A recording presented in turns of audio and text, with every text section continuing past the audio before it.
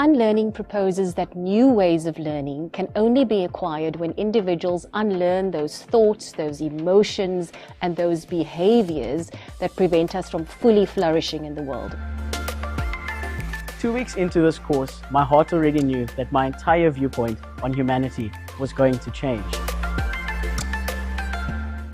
During the years that I've worked with Taryn, she has assisted me in seeing the potential as an individual, and the course has changed my life for the better. I am the person that I am today because of the course that I enrolled for. I've been lecturing the content for 7 years, and every year I am in awe of students who share how the content has transformed them both academically and personally.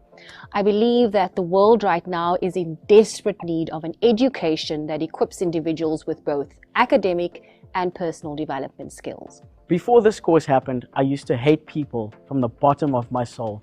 But after this course, for the first time in my life, I can say that I no longer hate people. I can finally say that I no longer see people for their circumstances, but rather for who they are as people and who they can become. The things that I learned in my early childhood about who I was not and who I was supposed to be. However, the course showed me the true identity of myself. It showed me that it was okay to be vulnerable. It showed me that it was okay to heal. And throughout the course, I have grown tremendously. And the Unlearning course does that. I realized that the content was so powerfully transformative that it would be irresponsible, that it would be selfish for me not to share it with the world. Unlearning is really a course that I've been lecturing for 7 years, but I've made it bigger, I've made it better, and I'm excited to incorporate the performing arts. I do not believe that unlearning needs to be clinical and boring. We can also make unlearning entertaining and fun. To anyone that would want to enroll in this course, it will not only benefit you academically, but also individually. It will assist you in presenting yourself as the true individual that you are, but it will also assist you in healing and journeying the life process. This course was the missing puzzle piece that I needed in my journey of self-transformation and self-discovery. And most of all, this course taught me how to unlearn this toxic behavior and how to choose happiness and positivity in the present and to stop worrying about tomorrow. The gift of this course is that it is universally applicable to any personal and professional contexts.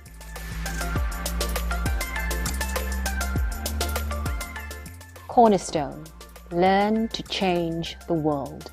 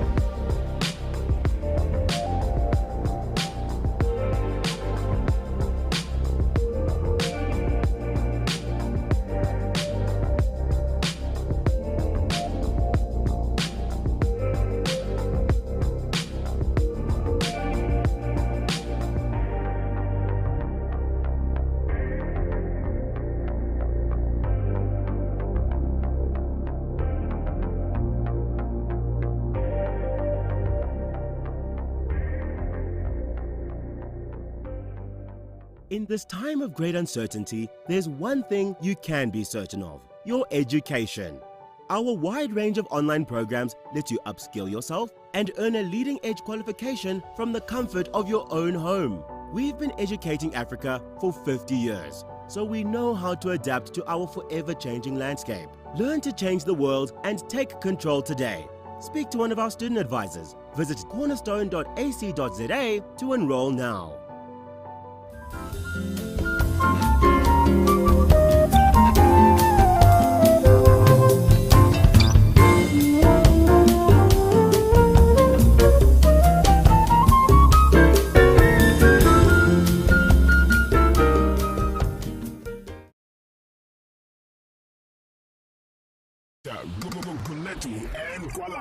And Gualanga. This is 89.5 FM.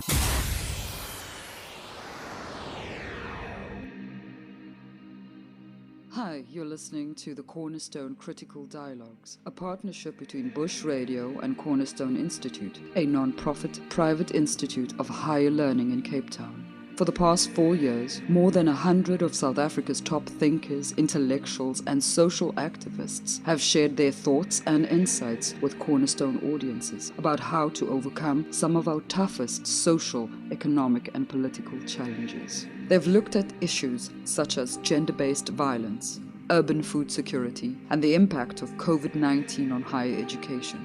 These debates are now coming to you via this 2-hour radio show, as well as streaming via Facebook and YouTube. It will also be edited into a 1-hour podcast for listening at your convenience.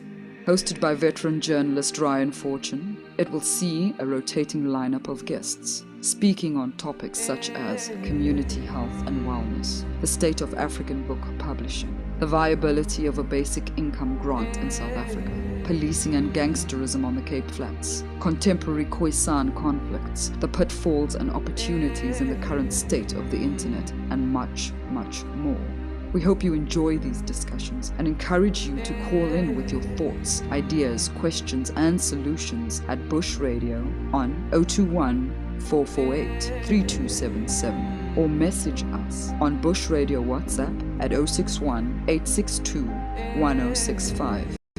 If you're watching our live stream on Cornerstone's Facebook page or YouTube channel, please feel free to leave your comments there.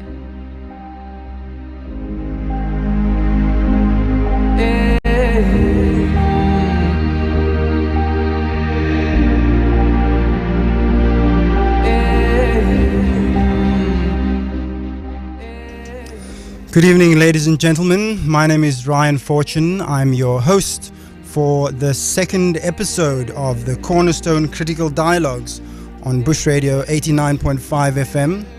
I'm very pleased to be with you once again. This is a new partnership between Bush Radio and the Cornerstone Institute of Higher Learning in Cape Town. This evening, we're going to be taking an in-depth look, a deep dive into the issue of higher learning, the state of higher learning in South Africa and the world right now. We understand that the COVID-19 pandemic has caused huge disruptions to many aspects of society, but none more so perhaps than the higher learning space, where universities and colleges have been hugely disrupted and have had to adapt their methods, their methodologies, their processes to the new reality of a global pandemic. In the studio with me this evening, I'll be having an esteemed panel of guests, and I'll be assisted with this conversation by Dr. Rudy Bass, who is in the studio with me right now. I'm going to be talking to him initially, and we're going to then be going to our guests. Dr. Rudy Bass is the Executive Dean at the Cornerstone Institute. He has been there since 2017, and he has studied abroad. His prior roles include the Dean of Student Affairs at Free State University, the Provincial Youth Commissioner tasked with education 2005 to 2009, and the spokesperson of the Provincial Education Ministry. Rudy specializes in public theology with a focus on community engagement in particular. And he's with me in the studio. We're going to be crossing later on in the show. We're going to be calling in Professor Ahmed Bawa, amongst others. He is the CEO of USAF, which is University South Africa, which oversees 26 universities in South Africa. He's going to be on the line with us very soon. Rudy, good evening. How are you? Hey, Ryan. I'm doing well, and yourself? I'm very good. How do you feel? It's brilliant to be with you and to be at Bush Radio. I mean, it's such a historical place to be at, so it's wonderful to be here. It's a great partnership. So tell me, Rudy, from your perspective, what is the journey that Cornerstone Institute has been on over the last 2 years? How has the pandemic and all its complications affected Cornerstone? Before we get to the meat of the conversation, I think that's a great question that all institutions actually have to really ask themselves. I mean, one of the key things in a higher education institution is that when you open the web page, if you will, its web page, most likely under the About sort of tab, you will find a description of its history, and then there would be sort of almost a typical type of thing of a narrative of origin, where does this institution come from? And what the institutions do, as much as we would do as individuals or so, is we choose the narrative that we tell about our history and our future. And so what the pandemic had done, with Cornerstone, as much as with any other institution, as much as for society at large, is to have us think about that narrative of origin and therefore the narrative of future. What do we think about where we're at, where we come from, and how these things play into one another? Well, as a general point, So what happened at Cornerstone, I think, is not unique. But what did happen is that we had to really reflect on, at least in the space of learning, how are we becoming different as human beings due to something as major as a global pandemic? How do people think different? How do societies have to change the way we work? And therefore, what new types of, or adjusted, if you will, knowledge projects we need to undertake or sort of work with? So really, so what we teach and what we learn needs to shift. But that you can't do that without thinking around who you are, who you want to be, where you come from, and where you want to go. So a real deep period of self-reflection. And internal. the thing is, there's no point where you sit around a sort of a table and says, "All right, we now need to deal with these questions." Inevitably, to the experiences of students and staff and in the research project and so, the questions come up. But something shifted. How do we make sense of that? And that raises the question. Of course, this is higher education. You have to. It's about the questions all the time. But it's been a very positive experience, broadly speaking, in terms of rethinking what it means to be a knowledge-based institution that works with knowledge and learning and so. So tough. Due to what people and our people, meaning students and lecturers and so forth, live through during this time, but also revitalizing in the sense of having to rethink questions and focus, So I think tonight's discussion, I mean, we're really talking to sort of high-profile thinkers in the sector, will also help us to understand how to think in the sector and also for all of us around the sector that interacts. To see what will be the key questions that we should be asking, and maybe we have some answers also coming up. Yes. So we're going to be crossing in a few minutes to Professor Ahmed Bawa, who's up in Pretoria, or in Gauteng, I believe. And I just want to say, if you are listening at home, if you are listening to the conversation, this is an important conversation that I would encourage you to be part of, take part in. We also are live streaming live on Facebook and YouTube. There's also a studio line that I will be giving out a bit later where you can call, but you can right now go to Facebook Live for the Cornerstone Institute and look also on YouTube, and you'll be able to see me in the studio. You'll be able to see Rudy, and we're going to be speaking to Professor Ahmed Bawa initially, and we're also going to be crossing a bit later to Professor Loretta Feris, who is a professor of law at UCT. She's going to be telling us about the UCT experience. And we're also going to be speaking to Professor Martin Oosthuizen, who is the Executive Director of CHEC, Cape Higher Education, what does the C stand for? Consortium. Yes. So if you are at home and you have an interest, and I think many of you should have, if you have kids who are thinking of going to higher education or are qualified to go and study further, please do listen, because this conversation is going to be looking at the future of the sector and where it's going and what new adaptations are taking place. So just participate. It's a participatory event tonight, and I encourage you to connect with us on Facebook Live and YouTube Live. For now, while we get Professor Bawa on the line, I'm going to play a song for you.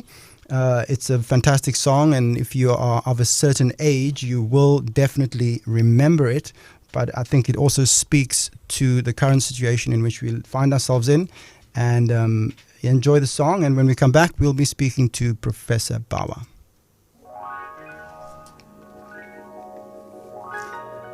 Okay.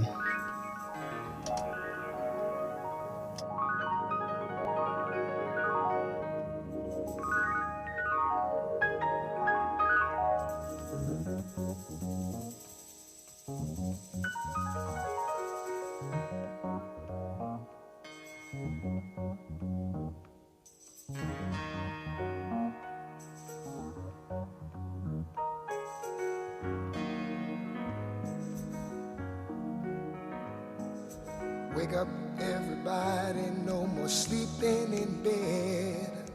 No more backward thinking, time for thinking ahead. The world has changed so very much from what it used to be. There's so much hatred, war and poverty.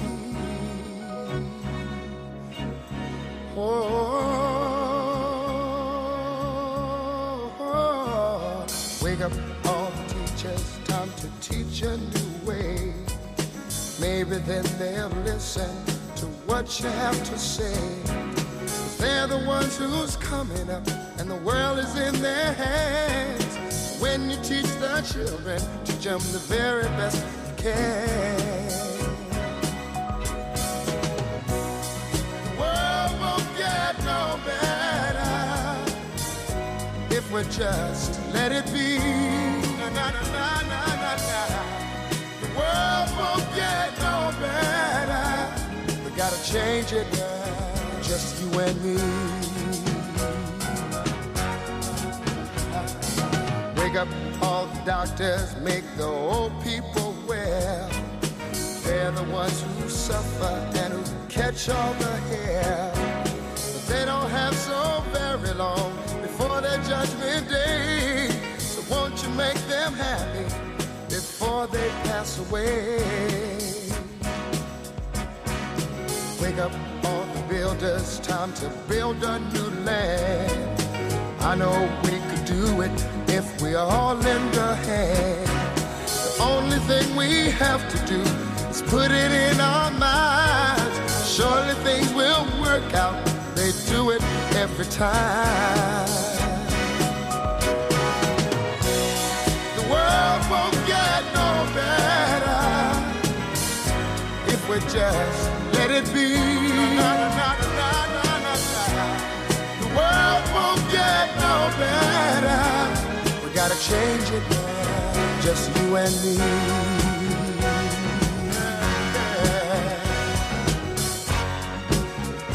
Change it, yeah, change it, yeah, just you and me. Change it, yeah, change it. Can't do it alone, can't do it alone. Need some help, y'all, y'all. Can't do it alone, can't do it alone. Yeah, yeah. Wake up, everybody. Wake up, everybody. Need a little help, y'all. Yes, I do. Need a little help. Say it, boy. Need some help, y'all. Gotta change the world, what it used to be. Can't do it alone. Need some help, that. Need some help, that. Wake up, everybody. Get up, get up, get up, get up. Wake up. Come on, come on. Wake up, everybody. Teach a new way. Maybe then they'll listen what you have to say. Wake up, everybody.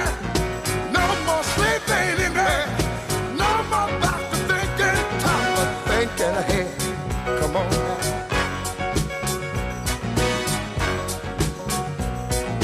Wake up,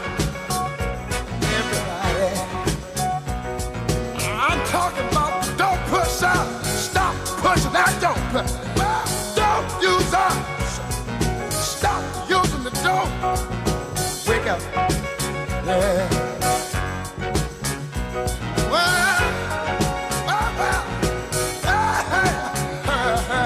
Well, what you tell me now? What you tell me now? False flying, false preaching, false teaching. Wake up, y'all. Come on. You preachers, stop preaching what you think. Bush Radio 89.5. I love this station. Good evening. Yes, welcome back to the Cornerstone Critical Dialogues. I'm your host, Ryan Fortune. I'm in the studio here with Dr. Reverend Rudy Bass, who is the Executive Dean at Cornerstone Institute. And we are talking this evening about the state of higher learning in South Africa today and broadly in the world as well. This is a very critical area of discussion. And we are joined on the line by Professor Ahmed Bawa. Dr. Bawa, are you there, Professor? Is he there? Are you there, Professor Bawa? Hello? Hello? Are you there, Professor Bawa? I am. Oh, there we are. Thank you so much. Well, I finally got it. Yeah. Good evening, Professors. Rudy Bass. Can Good you evening. hear me? Good evening, and pleasure to meet you. It's wonderful to talk to you again. Yeah. So, Professor Bawa, lots of things happening in the sector. I believe USAF recently hosted a big conference in Johannesburg, in Pretoria. Can you tell us a bit about that? What was the topic and the theme, and maybe that can lead on to the rest of the discussion? Professor, could I also ask, sorry, Ryan, if you could maybe just give some background around USAF as well for our listeners who might not be aware of the organization and its role within the sector. Sure. Thank you so much. And first of all, let me just thank you, Ryan, for inviting me onto the program. I really appreciate it. So let me begin with a little kind of definition of what USAF is. So USAF is Universities South Africa. It's an umbrella body of the 26 public universities. It's set up by the universities and basically works on 3 or 4 very, broad themes. The one is it works on policy, so it writes policy and it kind of responds to policy that come from government and from other sources. Secondly, it does a certain amount of advocacy work, but I suppose its main work is really to build the capacity of the universities to perform their functions in the most effective way. So it has a number of strategy groups and communities of practice, and of course the board is made up of the Vice-Chancellor, so that connects the leadership with the rank and file, if you like, of the sector. And then finally, it has a set of kind of more directed programs. One is on higher education leadership development. It builds it builds a pipeline, if you like, for new leadership to emerge. And that's a very deliberately designed program. And then it has, for the last 3 or 4 years, it has led the entrepreneurship development in higher education program, which was initially set up by the Department of Higher Education Training, which is now with us. So those are the kind of core functions, if you like. And now to turn to the conference, it's the second sort of higher education conference that USAF has convened, and this one was held in partnership with the Council on Higher Education. And the theme was the university as an engaged institution, or it's the engaged university. And it really arose out of the kind of, this enormous stress test, that was applied on the universities through 2015 to 2017 with the Fees Must Fall and Roads Must Fall campaigns, and then with COVID-19, and the key question that kept arising, during this period of stress, if you like, was just a recognition as to how dislocated the university system was from public ownership, if you like. These are public universities, and the big question that kept, arising was, why is the public ownership of the university system so weak? And that's something that we thought needed to be addressed in a very kind of forthright and honest way, if you like. And that became the theme of the conference, and it was built around a series of interesting dialogues and conversations and presentations, which were largely designed by the 5 key strategy groups that we had. So that was the general theme, the engaged university.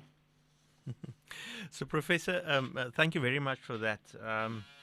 I was one of your, participants at the conference, and it was at least as a second conference, but overall it was really, really a significant engagement. I think the types of questions, the type of speakers, facilitators, and so I would really encourage listeners, in actual fact, to just go to the USAF website and just download the program. You'll just get an idea of who's the who's who, if you will, in the scholarship of higher education. So thanks for outlining that, Professor. Of course, in a sense, it's just par for the course to talk about the impact of the pandemic. Did you sort of find, or to what extent did you find that even if one would ask questions of, how universities relate to an unequal society, how we sort of relate in the sector to the broader transformation of society, whether there was a shift in the types of questions or themes that had come forward or had been foregrounded due to the pandemic? And I don't mean simply what would be the teaching and learning technicalities, but what's the sort of fundamental questions that would be on the table? Did the pandemic really shift the reflection on these core questions of higher education? Yeah. Look, so I would kind of point out to 4 things I think that arose, in particular in 2020. We were very, on the one hand, we felt extremely concerned about saving the academic year. We thought that if we were not able to save the academic year, that the roll-on impact for students that were completing the National Senior Certificate exam this year would just be enormous.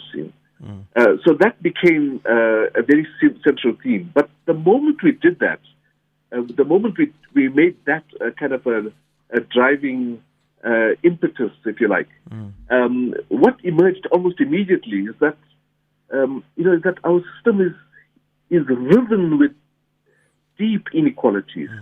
The inequalities are between the institutions. Inequalities are between the students, between the staff, and it became clear to us that that there wasn't going to be an easy route, to addressing the challenge of the pandemic. So there were 3 or 4 things that emerged. The first one was just this notion that we had to be extremely careful that we didn't jeopardize students who were in difficult situations with regard to the kinds of interventions that universities were putting in place. So it was critically important that we adopted what we thought of as a social justice rubric, if you like, to kind of really try and ensure that students, every student had an opportunity, if you like, to have a fair go at completing the academic year. The second was just this realization that we had to create partnerships, that we had to get our universities to work together in concert, to share resources, to share information, to work together in developing solutions to the big challenges we are facing. Then there were partnerships, new kinds of partnerships with the government, the kinds of partnerships we had never. There's always a tension, between, the university sector and government. It's always about cuts in subsidy or cuts in student funding or, inroads into autonomy and things like that, But we thought we worked very hard at building kind of a coherent, cohesive partnership with government. We would not have been able to do it without that. Right. And the same was true with the Council on Higher Education, because all this shift to kind of remote kind of emergency teaching and learning had huge implications for quality. So we had to bring in Council on Higher Education. And then finally, I should just mention that we had to work closely with big business. We had to work with the mobile network operators to try and get them to come to the table and to try and get them to ensure that that data was available at a reduced rate, that that students had free access to university websites and so on. So that was the second major principle, I think. And then the third one was just a realization of how fragile our university system is, in terms of its long-term sustainability.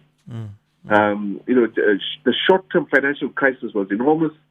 Of course, some universities coped much better because they have deeper pockets and so on, much deeper pockets. But at the same time, what we also realized was that the impact of COVID-19 on the economy had severe implications for the long-term sustainability of the sector. So we are grappling with those challenges now.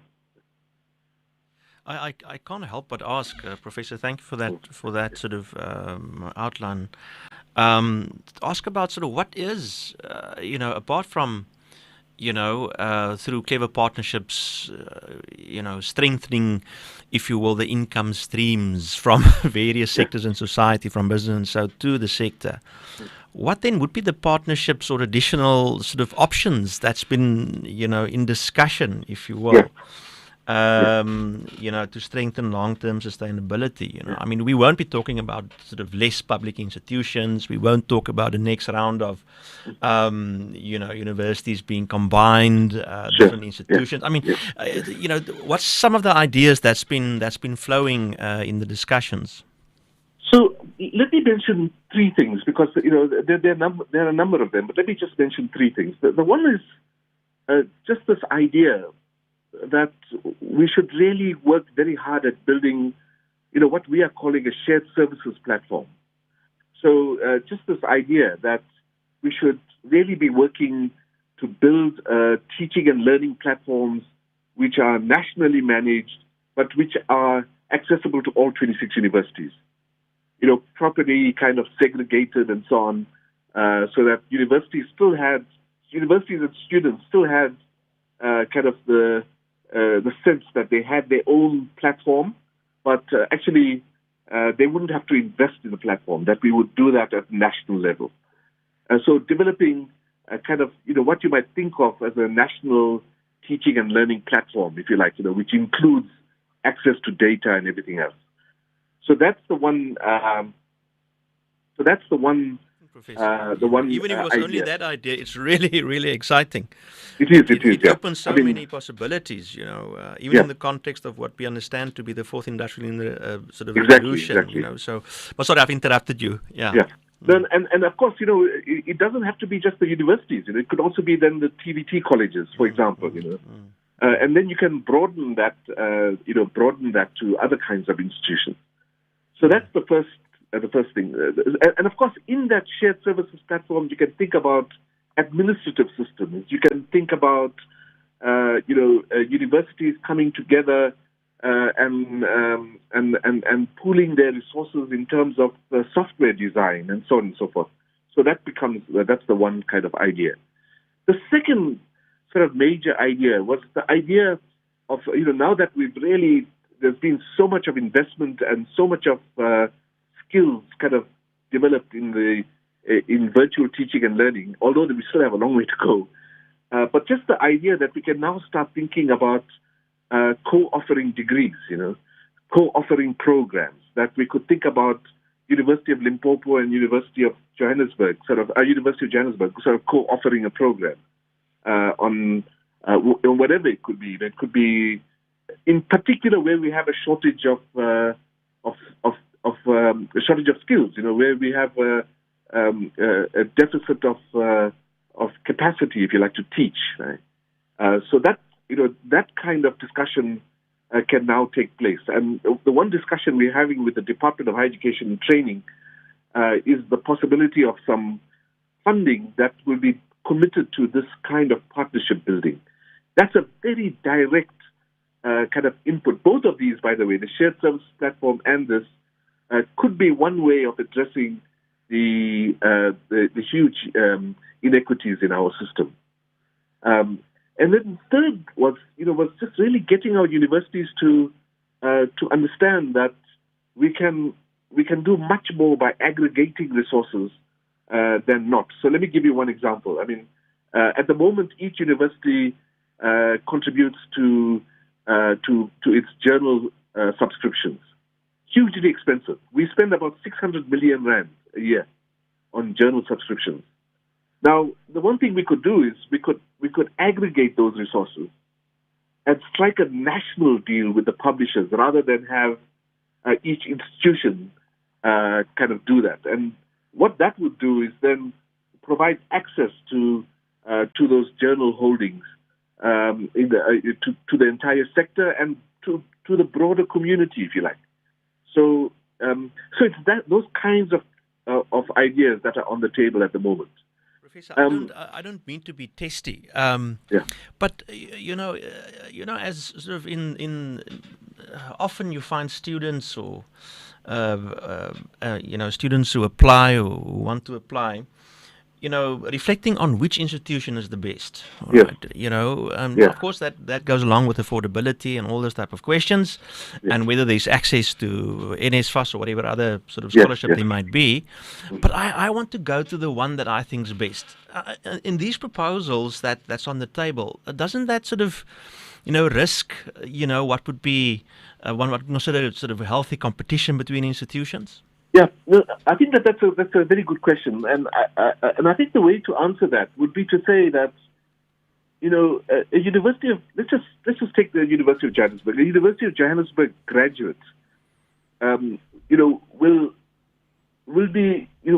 by the University of Johannesburg be expected to have a certain layer of graduate attributes, if you like, and that has to be built into the program design. It has to be built into student experience. It has to be built into the way that the academics are geared for their teaching, for their teaching enterprises and so on. And each university, I think, has to focus on that. And I have to say, that I think we will all agree that the bulk of the learning that happens at universities doesn't happen in the classroom. It happens in what you might think of as the second curriculum, the stuff that happens outside the classrooms.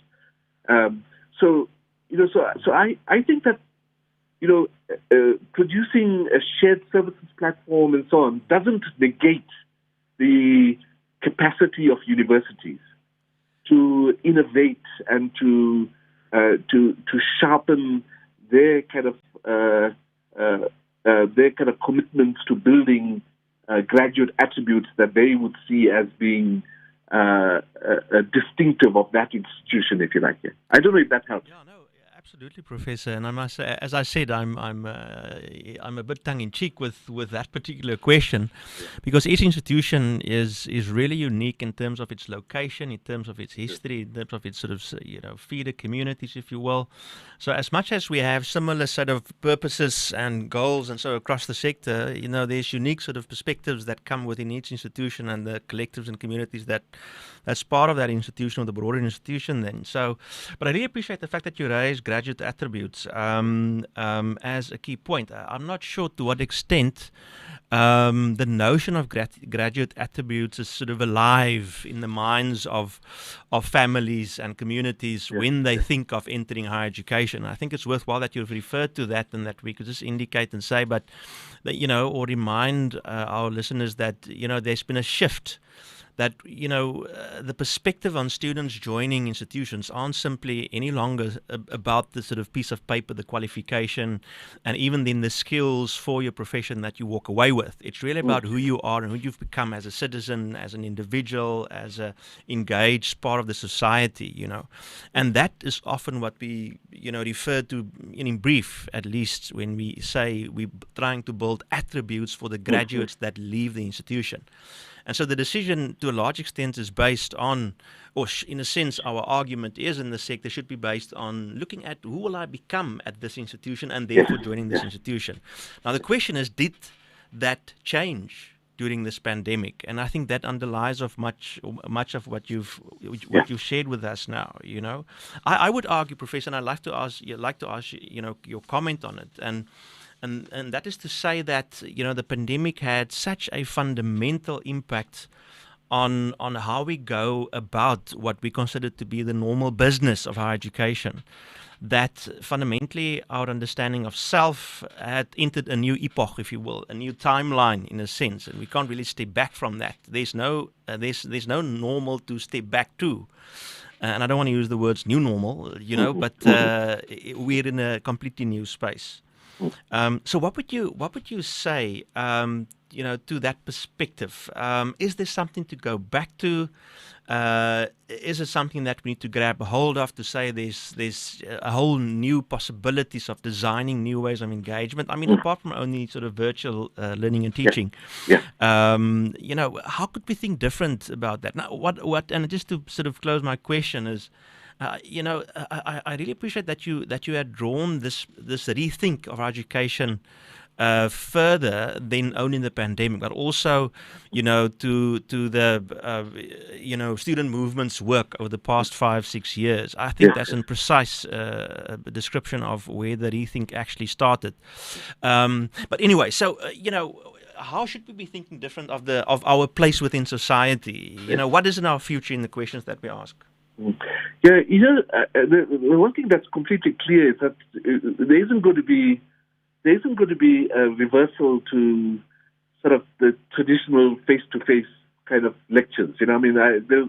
But there will be a reverse. There will be a return to face-to-face engagement. I think what you're going to see at our university is a much more substantial use of technology in what you might think of as kind of mixed learning or blended learning, where students will be expected to engage materials, more effectively on devices via the web, and where the face-to-face engagements will really be intensive tutorials, much more kind of intensive learning, and very likely a small group engagements, if you like. So a return to much more intensive learning, it seems to me, and I think that that has the possibility of unleashing much more active learning, if you like, on the part of students. So that's, I think, the one, and I think most universities are now contemplating, what the new normal would look like, just in terms of the use of technology. So that's the one point. The second point is, I think, it's become patently clear, that we have to pay much more attention to the way in which universities design what I referred to earlier as a second curriculum. That just, ensuring that student experience on campuses, student engagement on campuses, their exposure to, the grand challenges facing our society through engagement with external parties and so on, that's going to become much more intensive, it seems to me, as we head into the future. And I think that it ties in, with the notion of decolonizing education. I mean, this idea of trying to ensure that the overall curriculum at our universities speak much more to the local context, if you like. When I say local context, I don't mean the local town or the local community, but I mean sort of a set of concentric circles. Starting with the with the communities around the campus and then going out from there. But understanding, in fact, that decolonization is not just simply about new texts and so on, but it is in fact about reconceptualizing the knowledge project vis-a-vis the local and the global, if you like.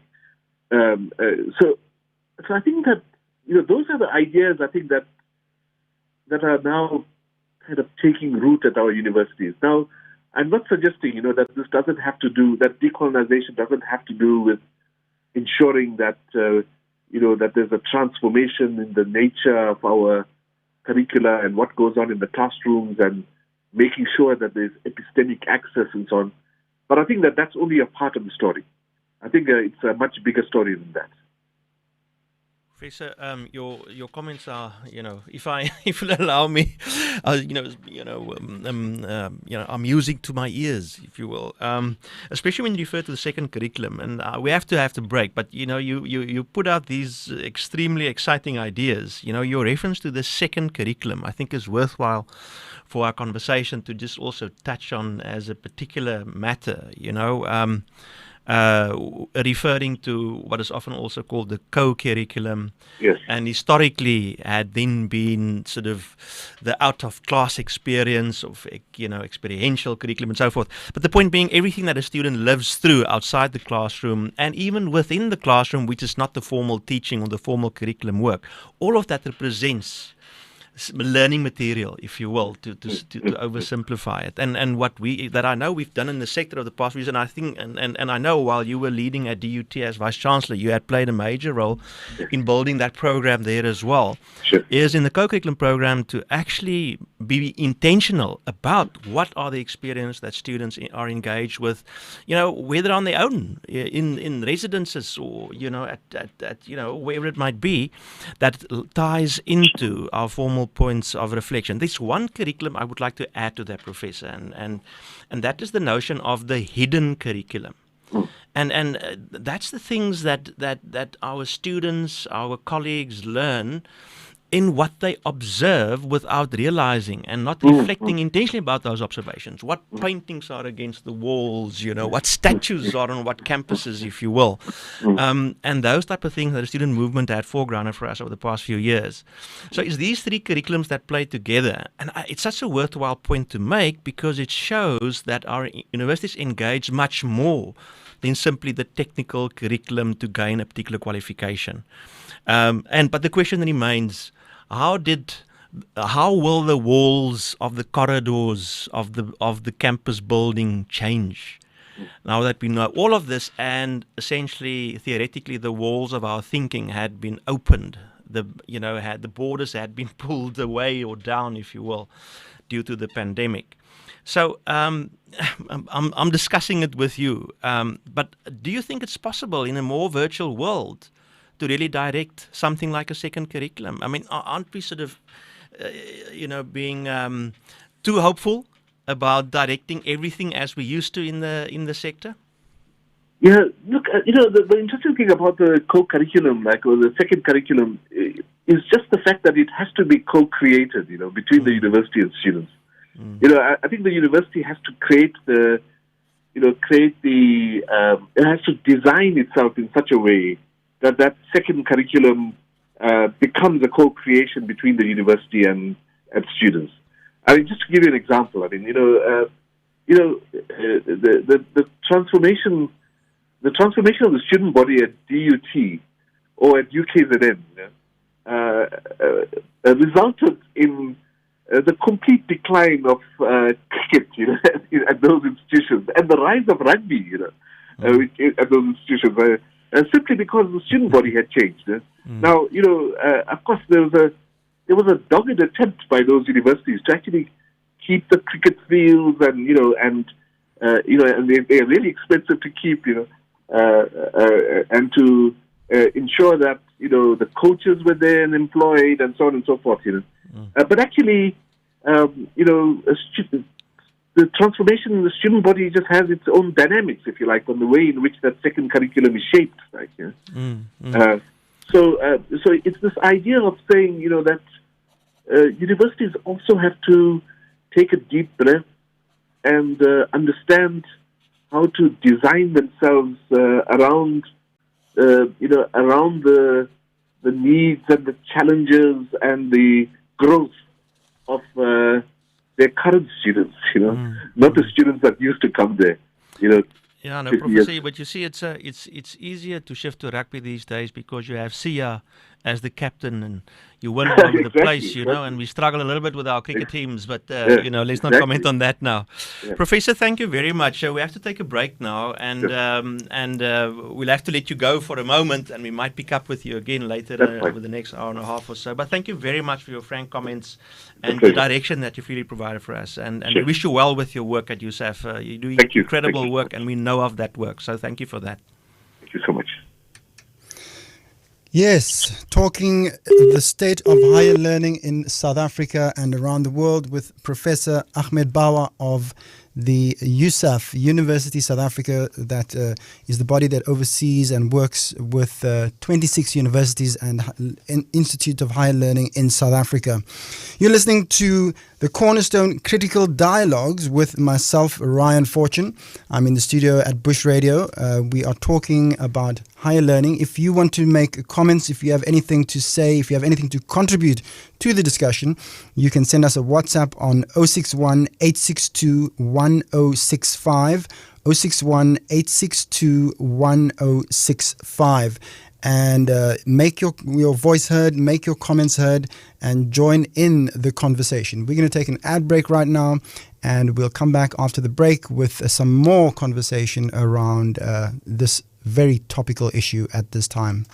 Learn to change the world. By enrolling at Cornerstone Institute, you are choosing to join a learning community to change the world. We offer degrees, short courses, and certificates. Go to cornerstone.ac.za or visit our campus to enroll. Change begins here. Learn to change the world. Cornerstone is registered with the Department of Higher Education and Training as a private, not-for-profit institution. As ons deesdae oor veiligheid praat, dink jy dalk aan maskers en hande was. Maar wat van padveiligheid wanneer jy 'n motor bestuur? Daar sterf jaarliks ongeveer 5600 voetgangers op Suid-Afrika se paaie. So wees asseblief versigtig. Sommige voetgangers dra donker klere en is nie maklik sigbaar nie. Sommige mense steek paaie oor waar dit onveilig is. Sommige voetgangers is dalk dronk of loop te naby aan die pad. Wees dus bedag. Indien jy 'n motor bestuur, dink aan voetgangers. Vir meer inligting, gaan na westerncape.gov.za. You're listening to Abdullah Ibrahim, and the song is Manenberg. We're playing the song while we take a short break and a music break. We're coming back with Professor Loretta Feris of UCT in a short while.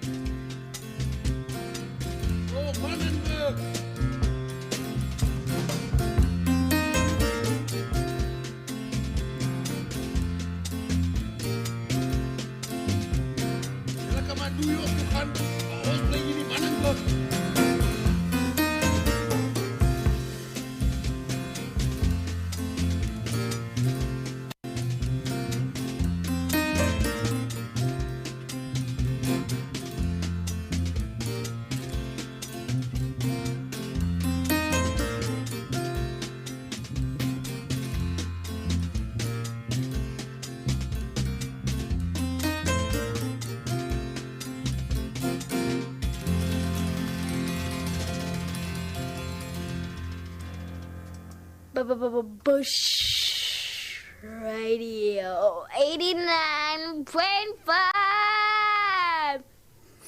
That was the sounds of Manenberg, a Cape Town classic by Abdullah Ibrahim Dollarbrand, classic song, a jazz song from the Cape Flats, from Cape Town. You're listening to the Cornerstone Critical Dialogues with myself, Ryan Fortune, your host on Bush Radio 89.5 FM, and we are talking the pulse of higher education, taking the pulse of higher education in South Africa and worldwide. In the studio with me this evening is the Reverend Dr. Rudy Bass, the Executive Dean at Cornerstone Institute, and we were talking earlier on for learning about an overview of the state of things at this point from Professor Ahmed Bawa, the CEO of the USAF, Universities South Africa.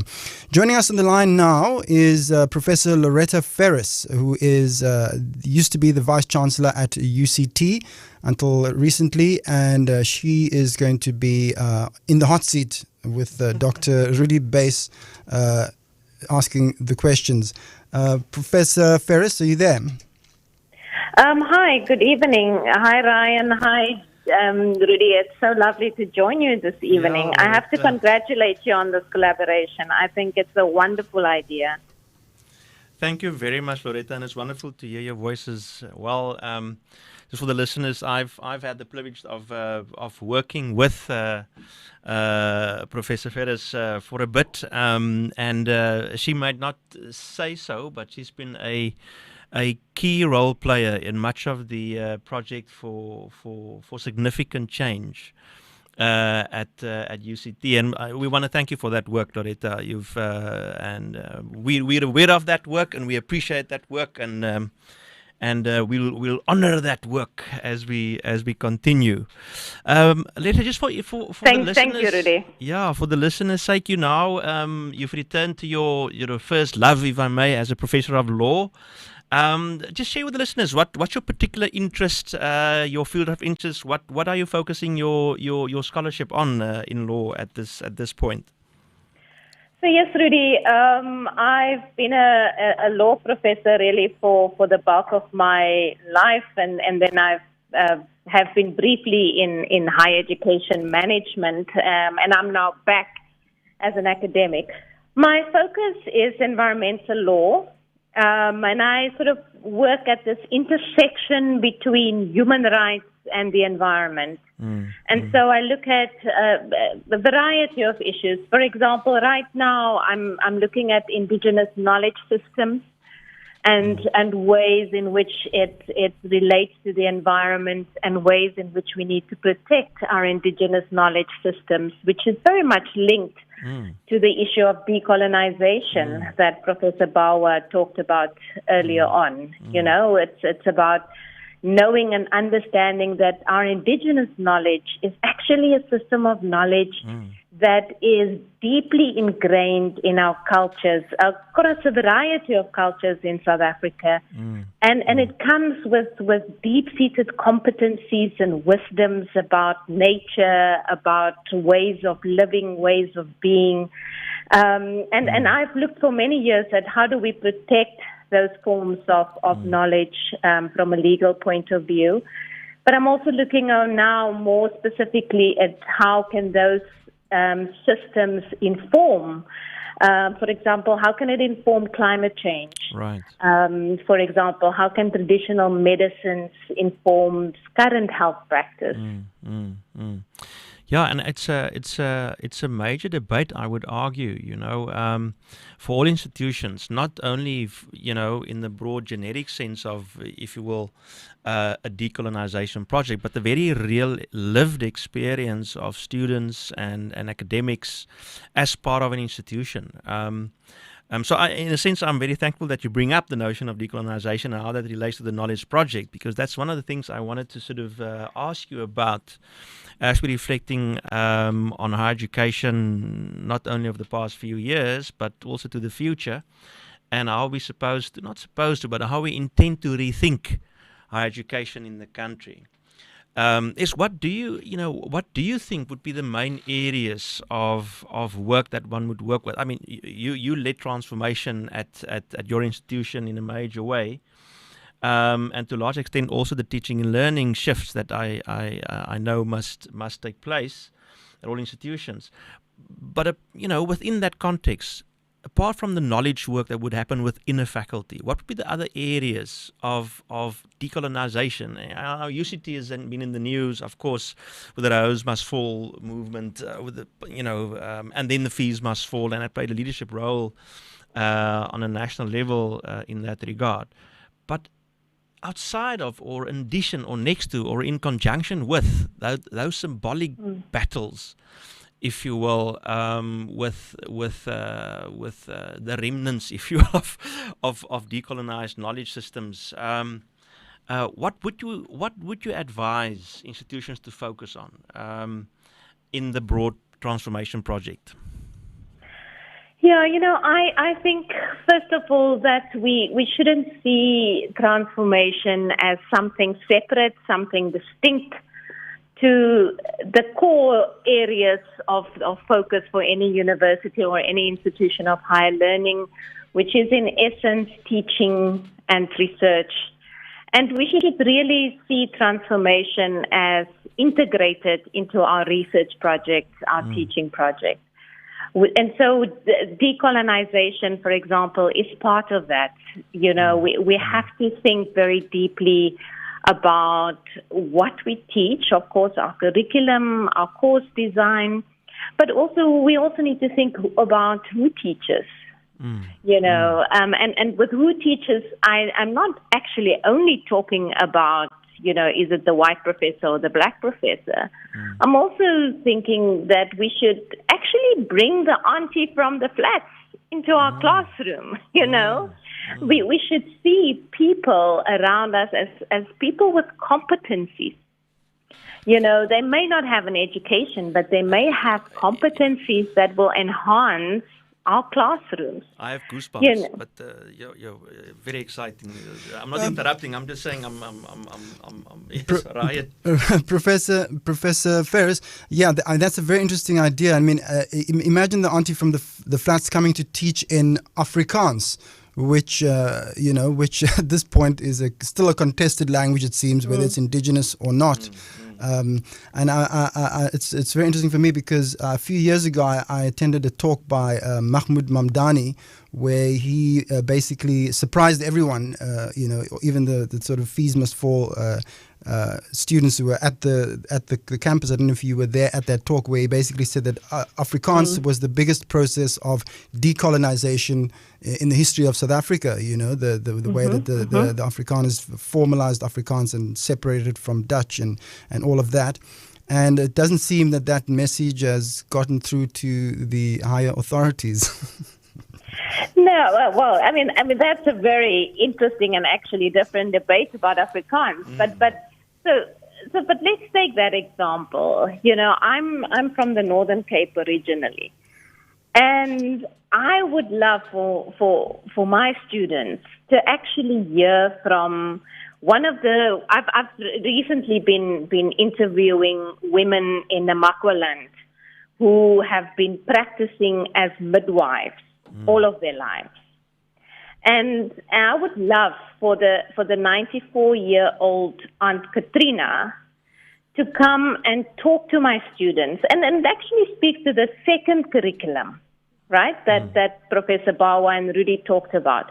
So I would want Aunt Katrina to come and talk in Afrikaans to students who may not ever have learned Afrikaans, but to hear this black woman speak Afrikaans, it's the way she's grown up, it's the language in which she dreams, it's the language in which she practices as a midwife, and she speaks it so beautifully.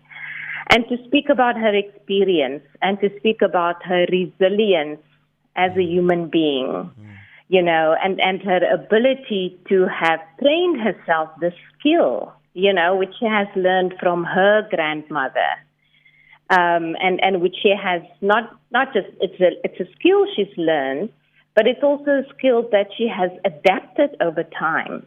you know, having learned and taught herself, you know. It's actually quite amazing. I'm very excited about this idea of indigenous knowledge systems and how underutilized it is. I, in a sense, Ryan, thank you for raising sort of language, because, I mean, we know that sort of language would be the medium that we swim in, in the knowledge project broadly.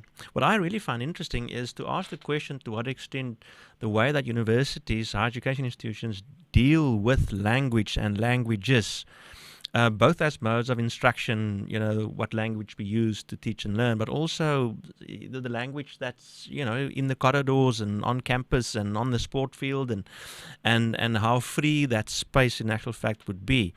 The idea would be that how institutions deal with that in actual fact facilitates access for the for the auntie from a local community to come and teach on campus, and whether there's really space for that.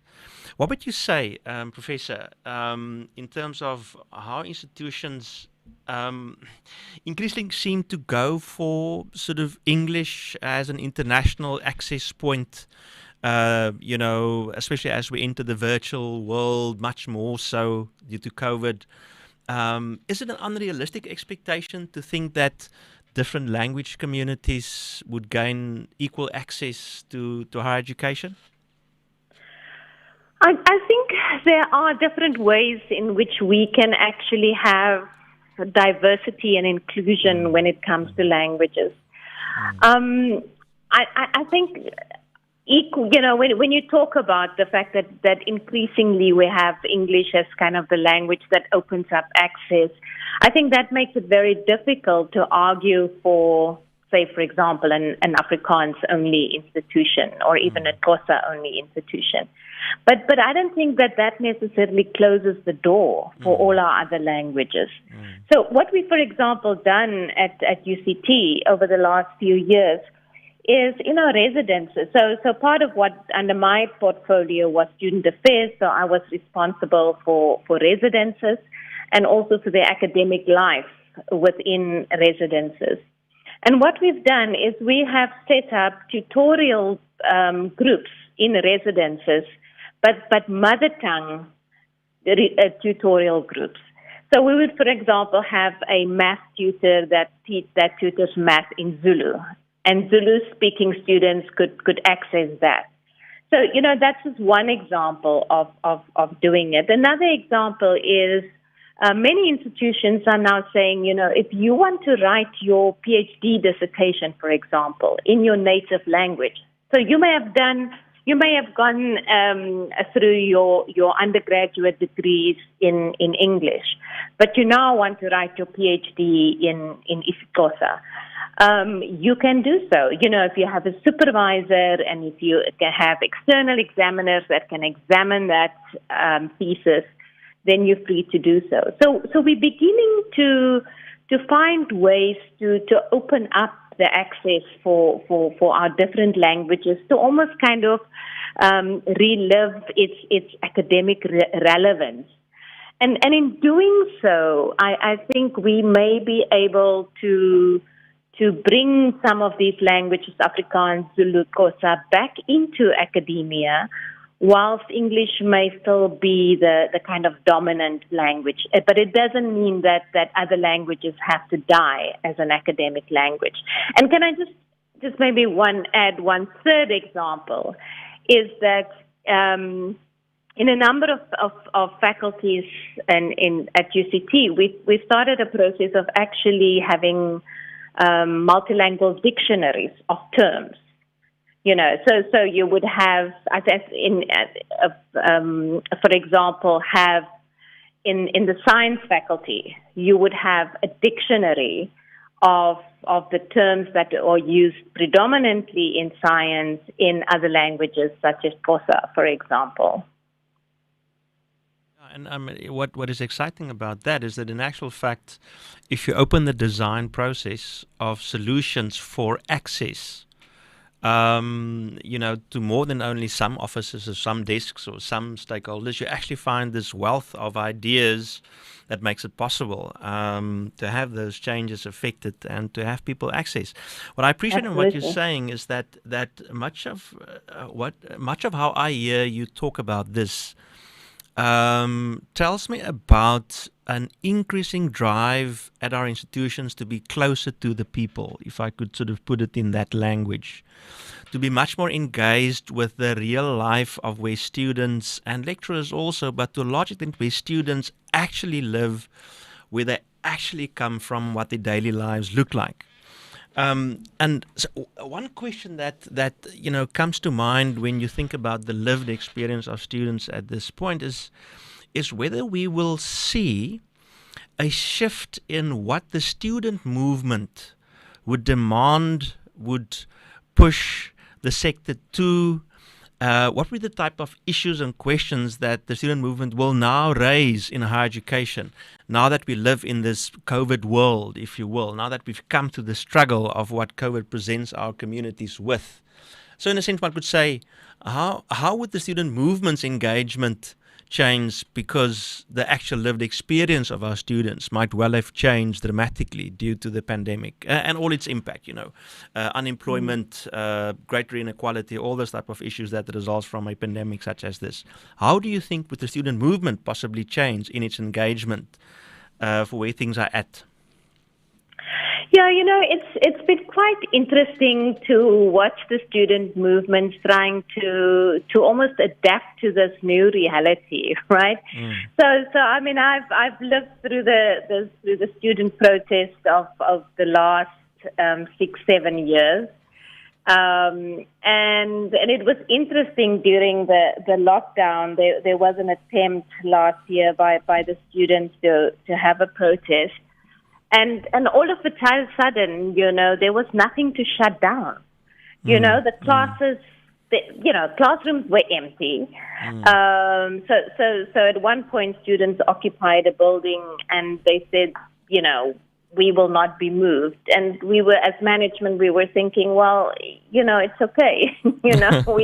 we don't need you to move because we're not using the building. And I think they soon realized, we will have to rethink different ways of activating students, of getting students involved in because protest in a way. I mean, I'm probably going to make a very controversial statement here, but I think in the life of a student, in the life of a young person, the notion of activism, I think, is actually quite an important one. I mean, it's not great when you're sort of facing the student protest, but I think it's actually good for students to be activists. I don't think violent protest is a good thing, but I think activism is an important part of a democracy. Yeah, and so I think that the issues will largely remain the same, Rudy. I think the issues of inequality will remain the same, but it is the challenge of getting students to actually rise up, to participate, and students may actually also go more virtual, in their attempts to engage students. Isn't only the rich students who have access to resources that really will gain the benefit in the virtual world of learning and teaching? I think that's still our greatest challenge, not just in South Africa, but I think across the world, is the kind of digital equity gap, if one can call it that. Because we've seen that it is indeed the students, not just the students, but also the universities, as Professor Bawa has said, whose pockets are not that deep, who really struggle to get students to be able to have digital online learning or emergency remote learning because they didn't have access to devices or access to data.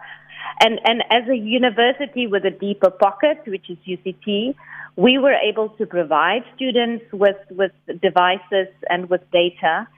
But even where we provided those devices, students often their personal circumstances were such that they were not able to learn because, they live in a household where there are 7 other people living in a two-room shack, for example, or they live in a really remote rural area where there is no electricity.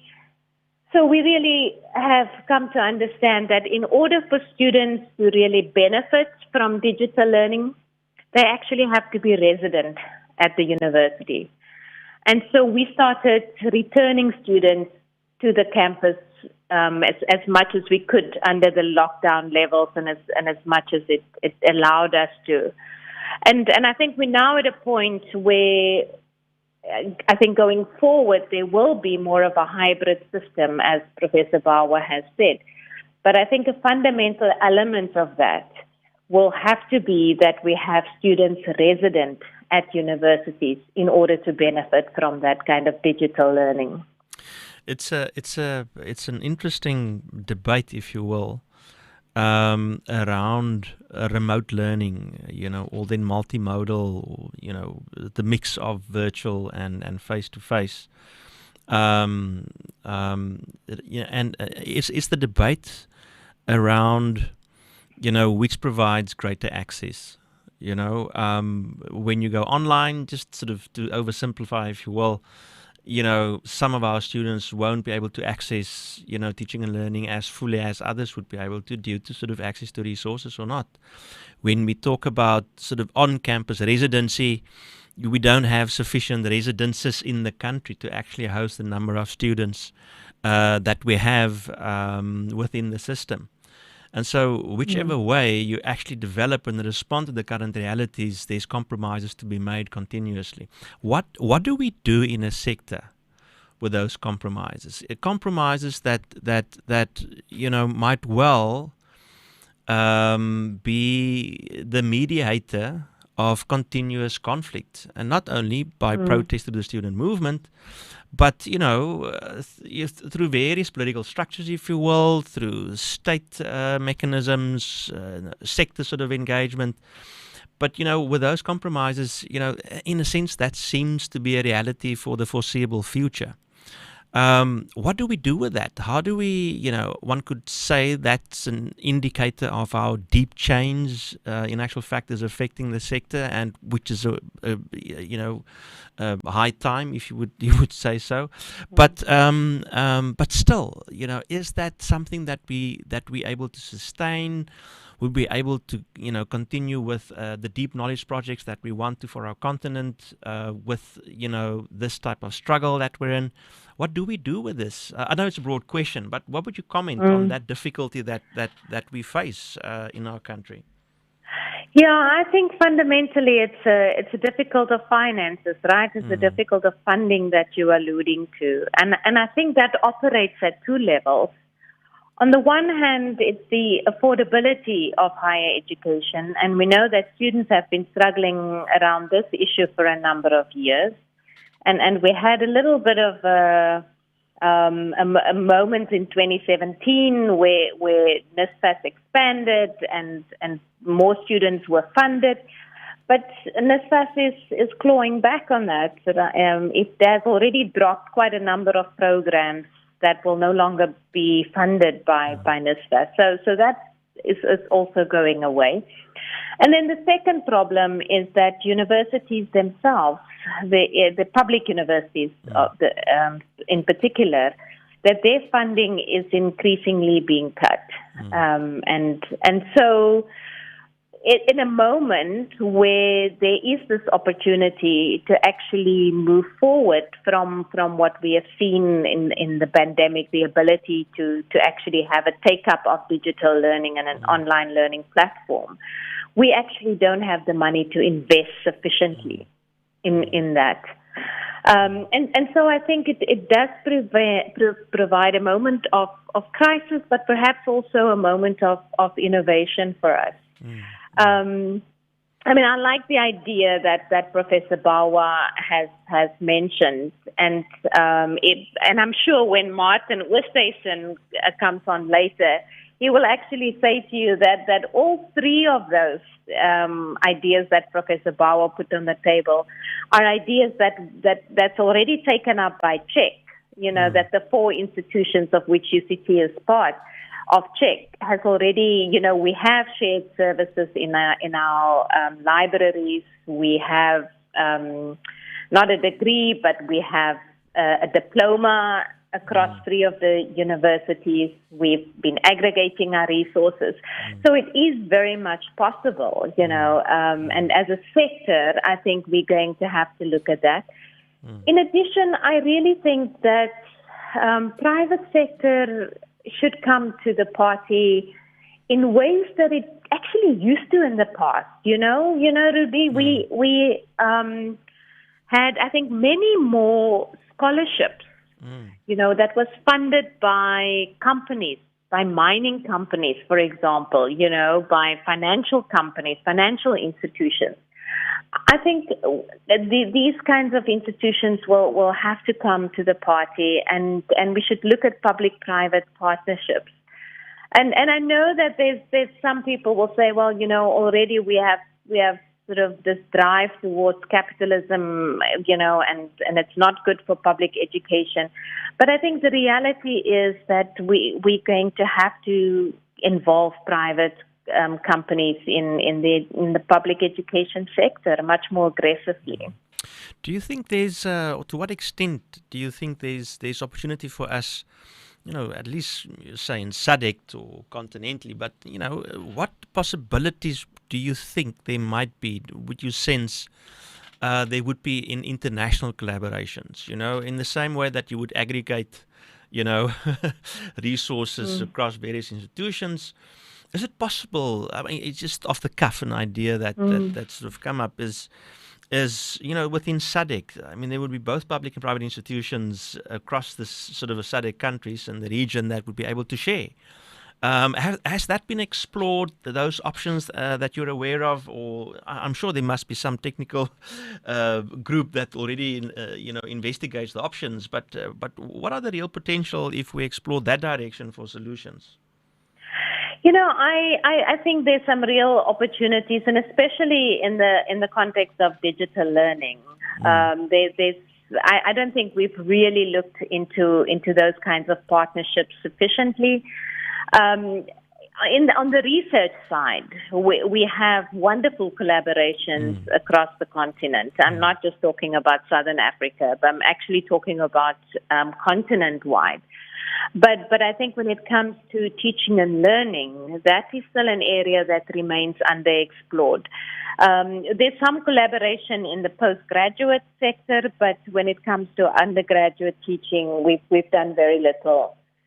I know that University of Pretoria, University of the Western Cape, they have some wonderful collaborations across the continent, but they really kind of you know, the exception rather than the rule. So yeah, I mean, I'm not answering very specifically, but I agree with you. I think that is an area that we can probably explore in much more detail. No, I really think sort of, you know, the thought you share is you know, I find, you know, precise in terms of what, you know, avenues it seems the sector already has available to leverage for international, you know, support and resources and sharing and so.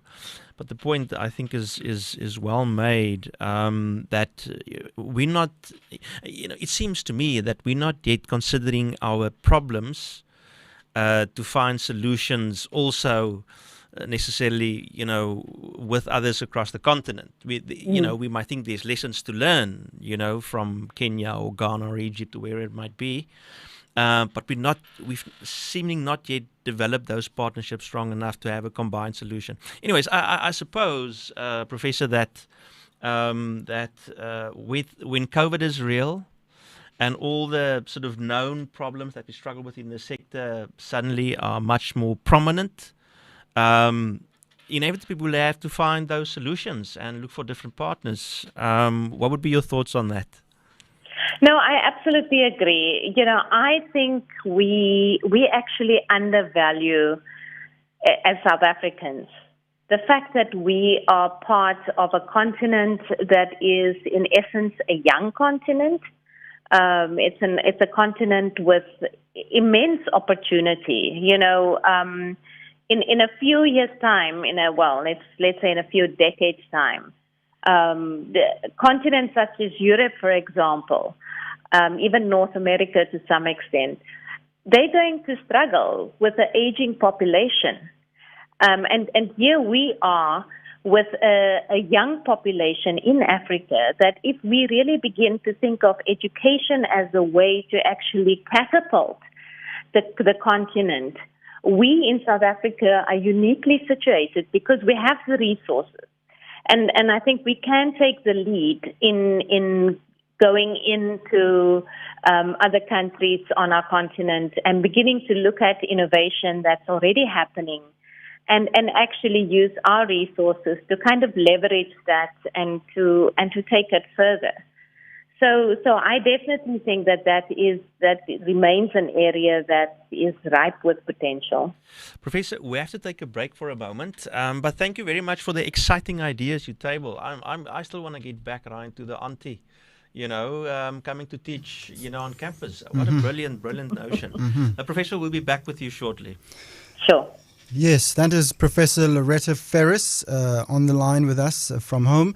We are talking about the state of higher education in South Africa and worldwide here on the Cornerstone Critical Dialogues, the second episode ever, which is our collaboration with Bush Radio. Still coming up later in the program, an interview with Professor Martin Oosthuizen from the Cape Higher Education Consortium.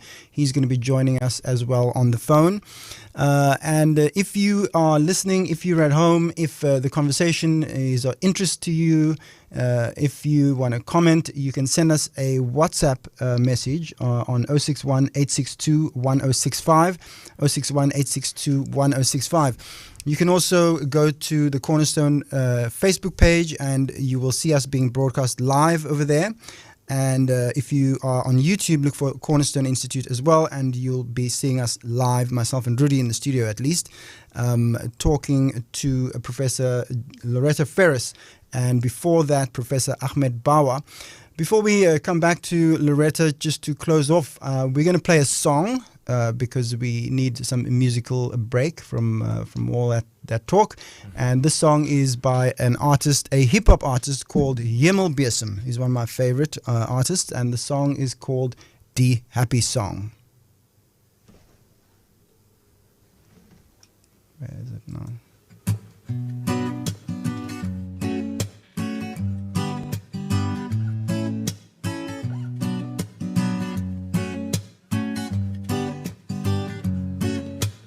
Sorry vir my rhymes, ek weet dis horrible times, maar die smile op my gesig is iets soos 9:15. Ek maak my hande warm by jou verroeste gelly blik.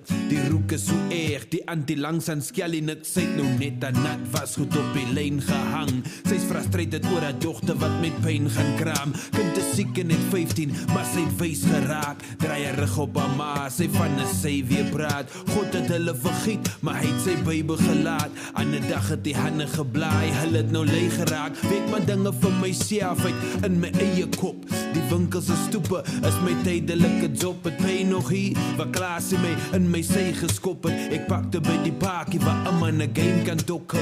Wys vir ons 'n tennisbal, wys is vir jou sokke. Party of rompie, moet maar vir Jason roll. Cause hy man net so baie spoed, hy het loop verby 'n bal.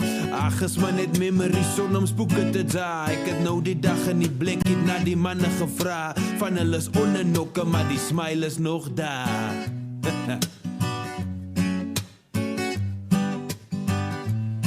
Ons is gelukkig, gebuk en onder geen pyn nie. Ja, ons sukkel, maar ons druk deur, ons gaan nie heil nie. Ons is gelukkig, gebuk en onder geen pyn nie. Ja, ons sukkel, maar ons druk deur, ons gaan nie heil nie. Gaan nie heil nie. Ons gaan nie heil nie.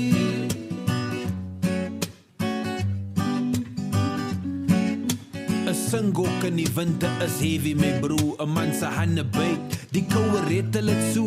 Sit die kietel aan vir warm water vir hy badsie. Sy moet maar heeltyd daar staan, kos sy slat die self af, die was maar gou, want die water raak koud. En ek in my tande borsel, het lyk my ons raak saam oud. Met my skoolklere lyk ek soos 'n ordinary guy. Grys broek, wit hemp, sommer met 'n orange tie, met net so 'n stuk samosa. Mooi weet my nie botter as ek vir my brood maak, met swart koffie daarbey, oggend se grootste saak. Wag ou bra, hulle je klok in die verte. Toe ek daar kom, toe sy haar slot in die hek in, gaan wag op hy bank voor die hoof se kantoor. Sy latte se staf wat sulke striepe oor jou sterre toer. Ek trek so lang met jersey by my manga oor. Hy het my oor gesien, ek stap af weg heel verras, terwyl ek verkas tot by my registerklas. Net voor ek ingaan, onthou ek alweer wat my feit is. Die ouens in die duister hou my dop soos ek hier light is. So sit maar weer smile op en maak of jy jou right is. Ha. Maak of jy jou right is. Ons is gelukkig, gebuk en onder geen pyn nie. Ja, ons sukkel, maar ons druk deur, ons gaan nie heil nie. Ons is gelukkig, gebuk en onder geen pyn nie. Ja, ons sukkel, maar ons druk deur, ons gaan nie heil nie. Gaan nie heil nie. Ons gaan nie heil nie.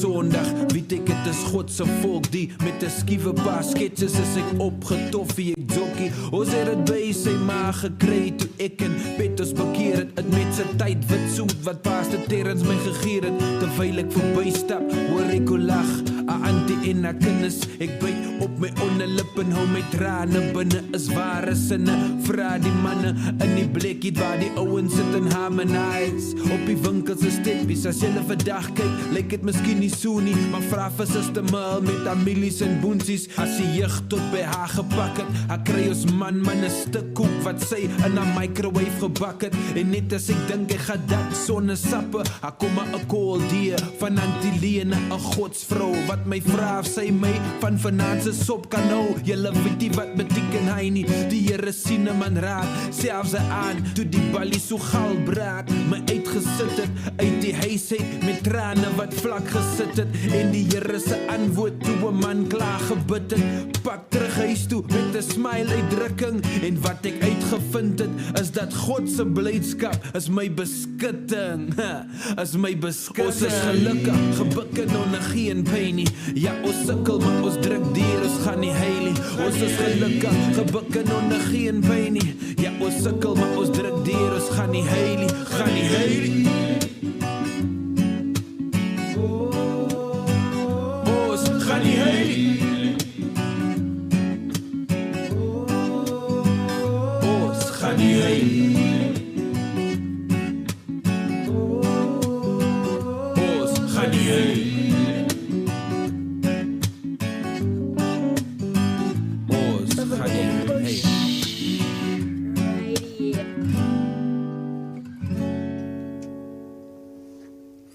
The sounds of Hemelbesem over there singing about Ons gaan nie heil nie.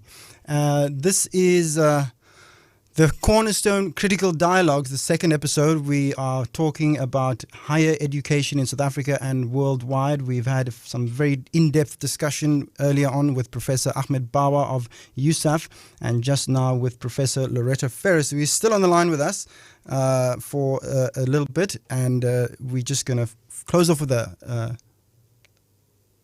Rudy. Professor, thank you very much again for participating. As I listen to you, I can't help but ask myself, if I had to ask you to inspire me as a worker in higher education, as someone who has the privilege of engaging on sort of attempts at knowledge, and all sort of the flaws of that and all the excitement of that, and and all those things. How would you inspire me at this time? I mean, we really face challenges. Our students face dramatic challenges. You know, I'm a great teacher in class, but if you have to have me teach on online and virtual, suddenly I struggle, and my students get angry at me. You know, and I mean, there's real struggles that I live with as for argument's sake, as a lecturer and as a student.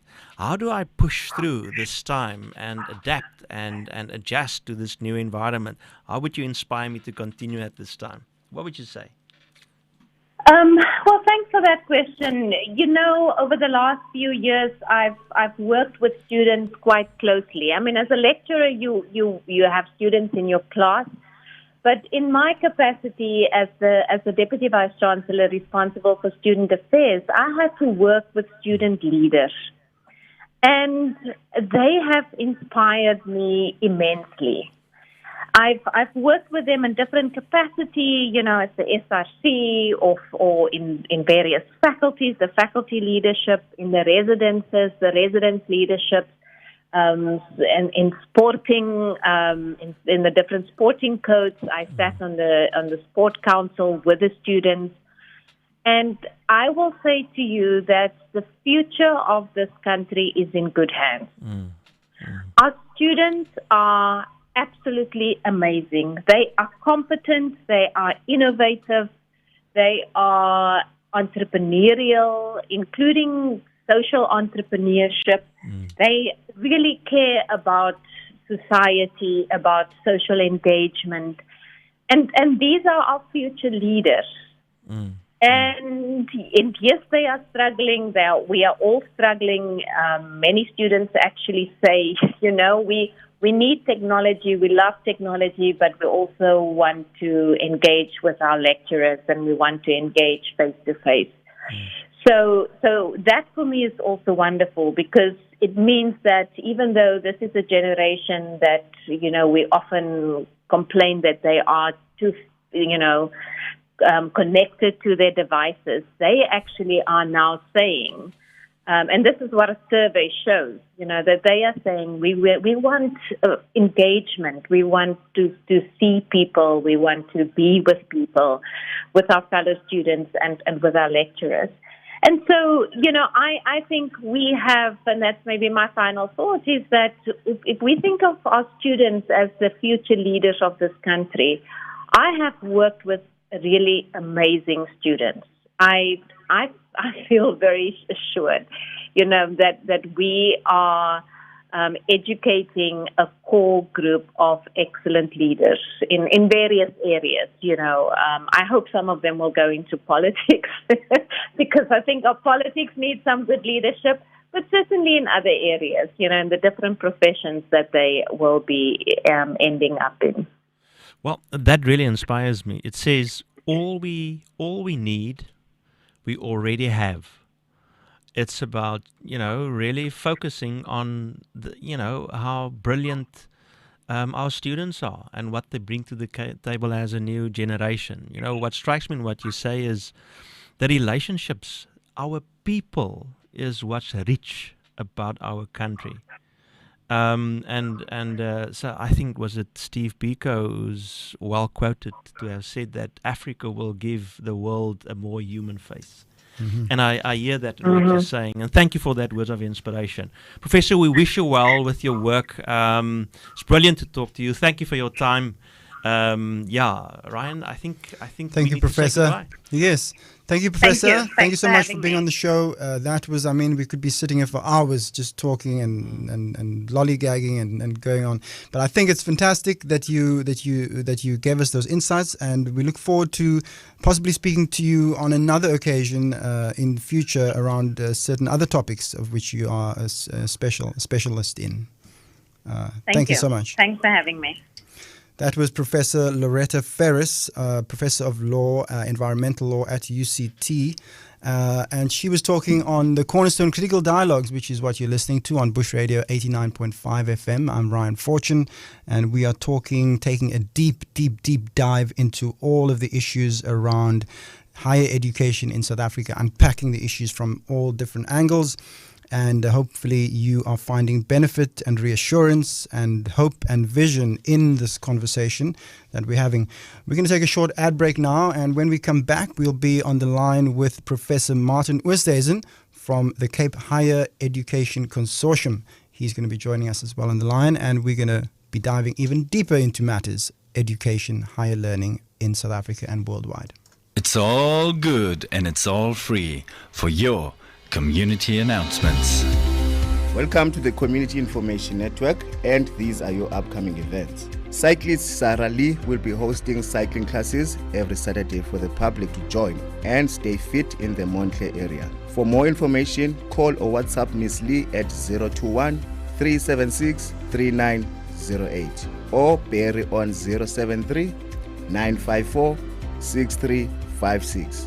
Holy Cross High School in Maitland would like to invite you to their open day on Saturday, the 23rd October 2021 from 9 a.m. to 2 p.m. Holy Cross High School is situated at 161 Coronation Road in Maitland. You can attend physically or virtually.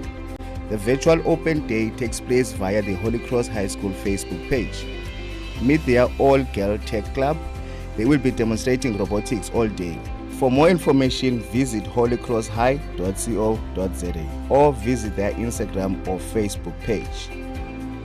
Blood stocks are critically low in the Western Cape. The Western Cape Blood Service is calling on the public to kindly donate to their nearest local donor centers. For more information, visit wcbs.org.za. Remember to follow COVID-19 protocols, no mask, no entry. If you would like Bush Radio to broadcast your event or community upliftment project, then WhatsApp us on 061-862-1065. You can also email us on news@bushradio.co.za. In order for us to announce your event, please remember to add the subject event. Bush Radio offers you the opportunity to broadcast your community notices during our community notice board slot. All you have to do is submit a paragraph detailing your event or community upliftment project, and we will broadcast it free of charge. Email your information to news@bushradio.co.za. Bush Radio, the voice of the community. Yes, so that was Professor Loretta Feris on the line with us talking all things education. We're still trying to get Professor Martin Oosthuizen on the line. But in the meantime, we're going to take a music break right now, and we are going to play a song by one of my favorite artists. His name is Terence Trent D'Arby. If you remember him from the 1980s, he was a fantastic singer. But before we go to music, let's listen to something that will inform you about the show that's coming up right after the show. And so that is the Community Champions, which is also a collaboration between Cornerstone and Bush Radio.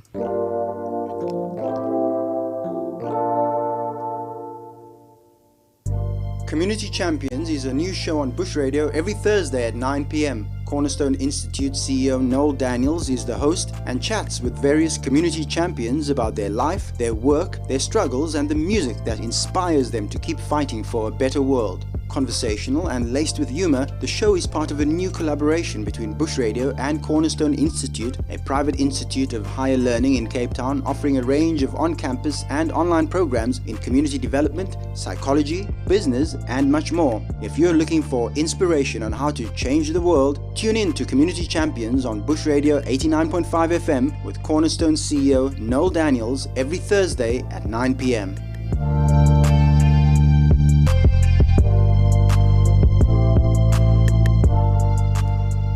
That was some information about the show that's coming up on afterwards. The show at 9 o'clock, Noel Daniels is going to be speaking to Basir Dramat, community activist, community champion, and he's going to be on the line with us after the show. Well, he's going to be on the radio. Right now, we're crossing to Professor Martin Oosthuizen. Professor, can you hear me? Yes. Thank you so much for joining us. Okay, there we are. That's better. Sorry about that. Professor Oosthuizen, can you hear me now? Yes. Professor Oosthuizen on the line with us. Are you there, Professor? Yes, I'm here. Yes, I'm here. sorry. Yes, it's all my fault in the studio. I'm still getting the hang of everything over here, but Okay. yeah, we have you now. Yeah. So you've been listening to the conversation we've been having so far, I believe. I have. Yes, I have. Yes, very, very interesting conversation. Okay, so I'm going to hand you over Yeah. to Dr. Bass now. He'll take it from here. Hello, Professor. Okay, thank you. Thank you. Wonderful to have you in the conversation, and thank you for agreeing to participate and then spending the time listening through the whole program. Yes, fine. Good evening, Rudy.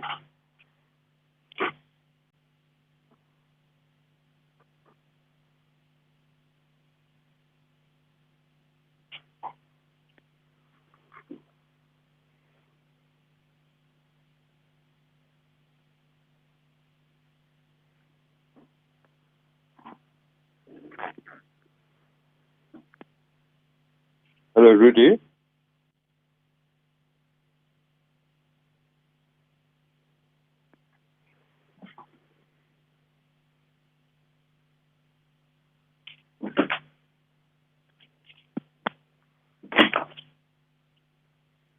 Professor, can you hear me? I can hear you now. Yes, I can. Sorry. Okay, sorry. I just seem to lose you there. Okay, thank you. No, so Yeah. I just wanted to ask you to give us an introduction to the consortium and what it does in support of institutions in the province. Yes, absolutely. So, the Cape Higher Education Consortium is a consortium of the 4 public universities in the Western Cape. That's UCT, University of Western Cape, the Cape Peninsula University of Technology, and Stellenbosch University.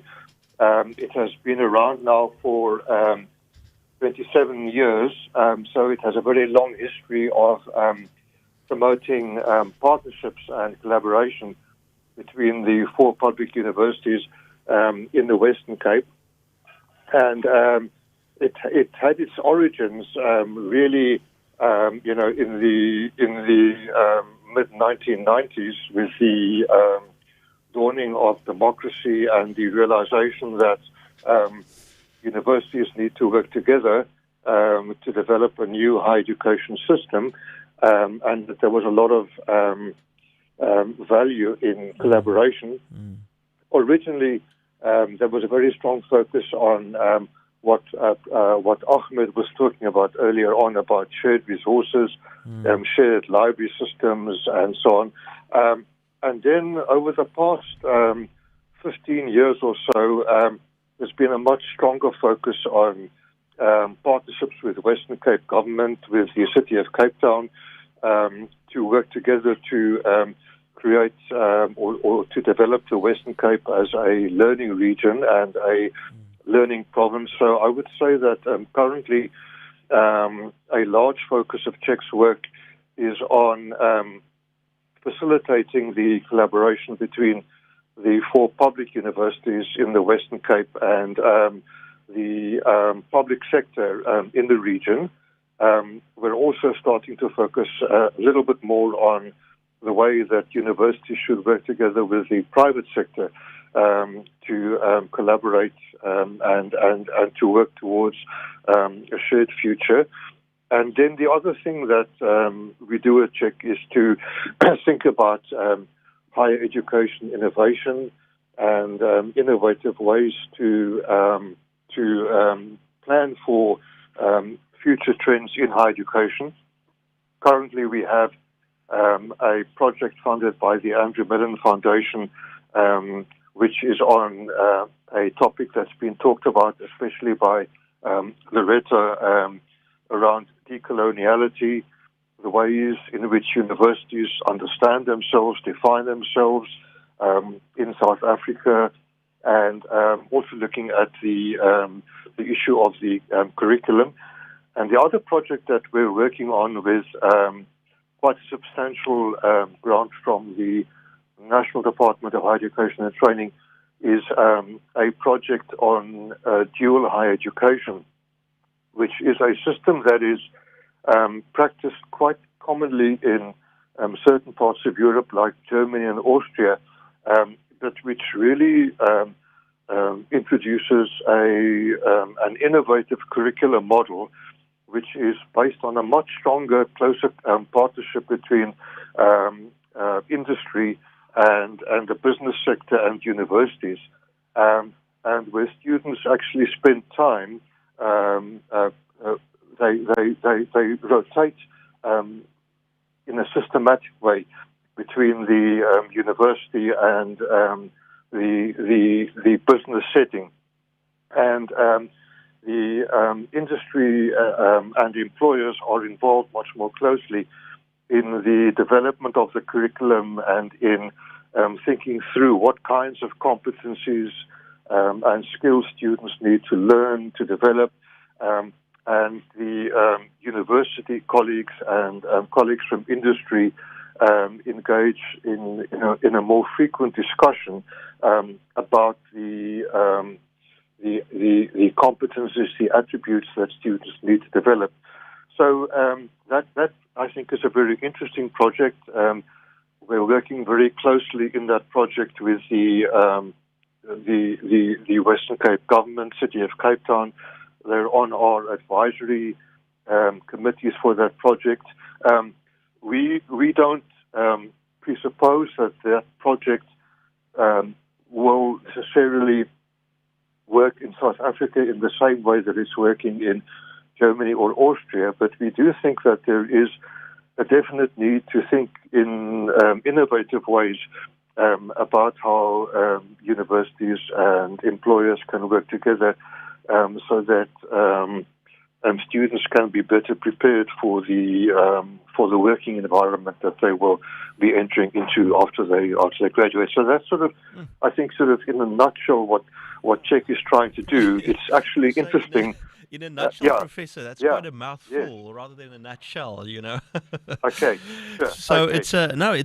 it's wonderful to hear how much work is in actual fact being done already on the sort of key parts of collaborative work as a solution for where we're at. It's really exciting to hear that. Quite incidentally, Bush Radio, which is a partner in this project, but I was actually started in 1992, Ryan, if I have it correct. Which means in actual fact the consortium and Bush might be celebrating the next, the 30-year anniversary together soon, So, but Professor, but no, thank you very much for that. I mean, I can't help but ask myself, or tell myself that you would be expertly positioned to give us a sense of how it's going with the institutions in the province. What is the sector like? Clearly from what you're saying, there's vibrant collaboration, and so. But how's it going? What's happening with our institutions? Well. I have to say that I don't stand at the coalface in the universities, but I think that my impression is that the Western Cape is really very privileged to have 4 strong and capable higher education institutions. We have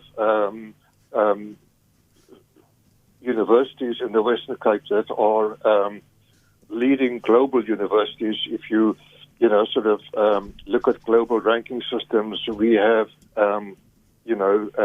leading global universities that are leading universities on the African continent. I would say that in general our universities are in very good hands. I mean, Loretta was speaking about the caliber of our students, and I think that one also has to acknowledge the caliber of our university leadership and management. So obviously all our universities have challenges, and they have challenges that are tied to their histories. You were talking at the start, Rudy, about narratives that universities tell about each other. Each university has its own particular trajectory, its own history, and it has to, sort of negotiate that and decide, how it wants to build on that tradition.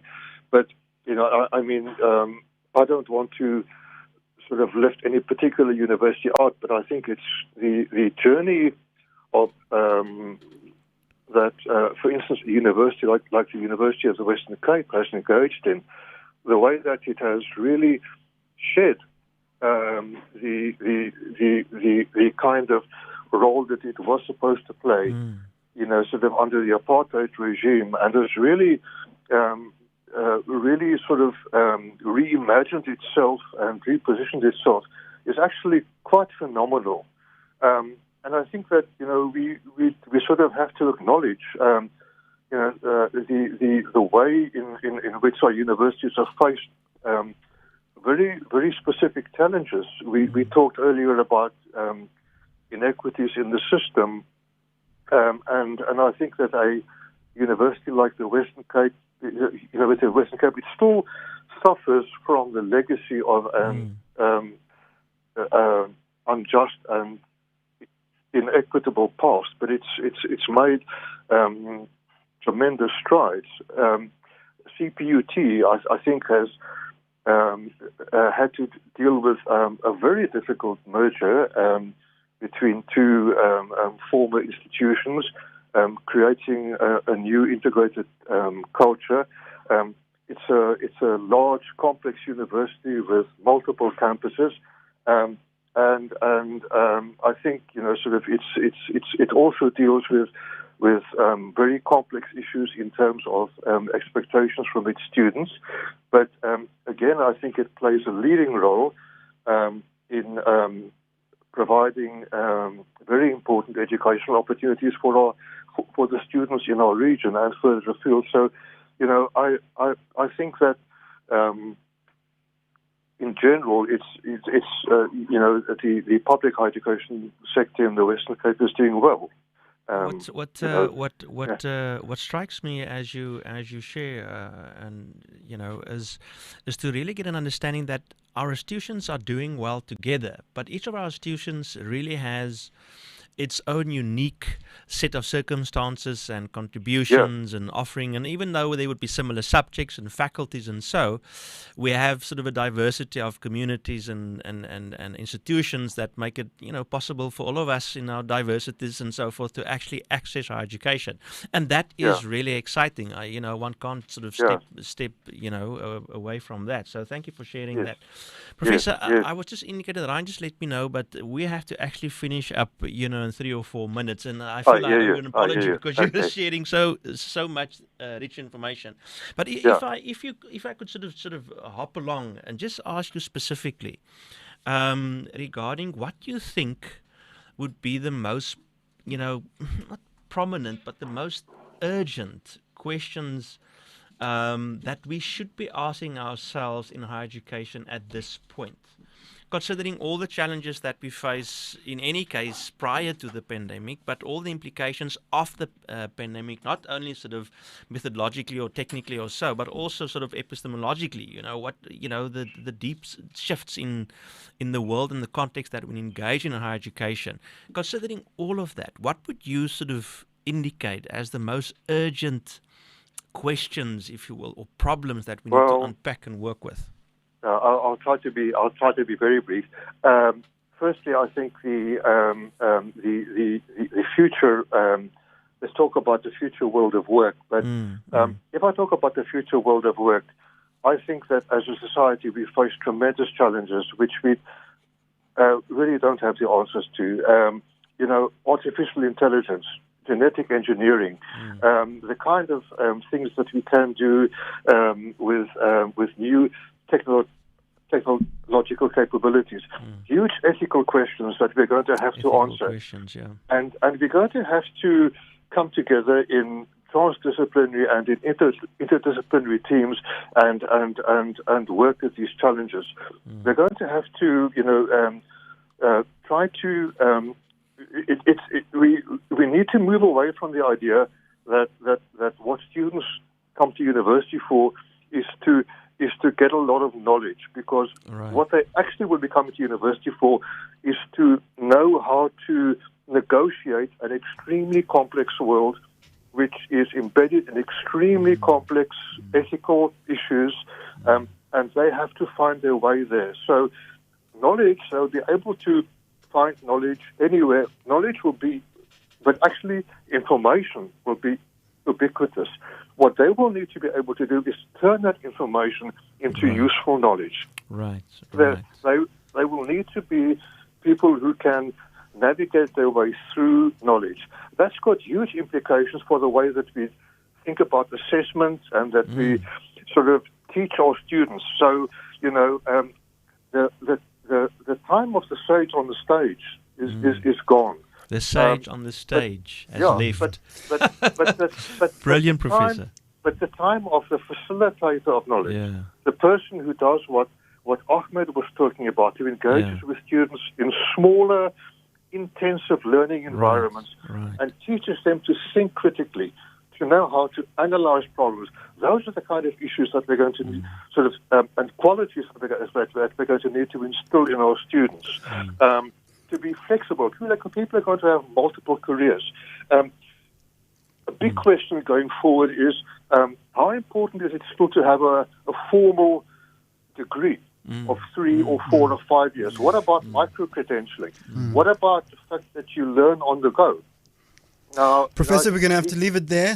I know we can go on for a long time. Professor, Ryan, we're in a contest here because I need more time and we don't have more time. I really apologize for this, but thank you. No problem. Thank you so much for joining us. Okay. Thank you so much. Thank you. We're going to speak to you another time, I'm sure, definitely. There's so much to talk about in this space. You're most welcome. Have a good evening, Professor. Thank you so much. Thanks. Okay, bye. That was Professor Martin Oosthuizen of CHEC, CEO of CHEC Executive Director, and he was giving us a look into the future of higher education, where the sector is going, what we can expect to happen in the future. That was us in conversation with Professor Ahmed Bawa earlier on, Professor Loretta Feris after that, and now Professor Martin Oosthuizen. With the Rudy Base of the Cornerstone Institute, Executive Dean, thank you so much for your facilitation, for all those questions. We're going to have to leave it there, and we're going to play out with... Same to you, Ryan. Thank you. Not a problem. We're going to play out with a song that I wanted to play earlier on, but it is by Terence Trent D'Arby, the guy from the 1980s. I'm sure you will enjoy this one.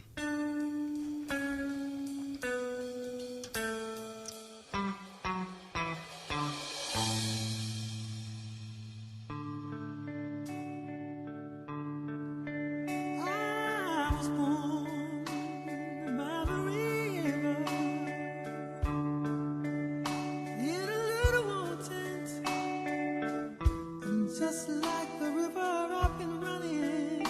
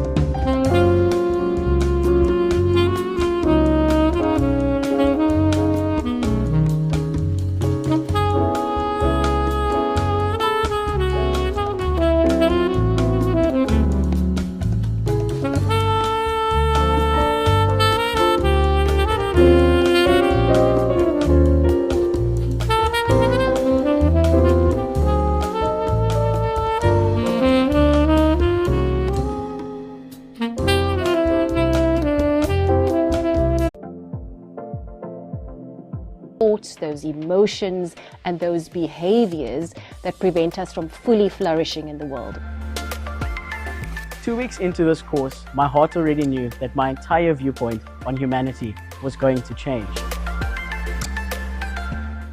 During the years that I've worked with Taryn, she has assisted me in seeing the potential as an individual, and the course has changed my life for the better. I am the person that I am today because of the course that I enrolled for.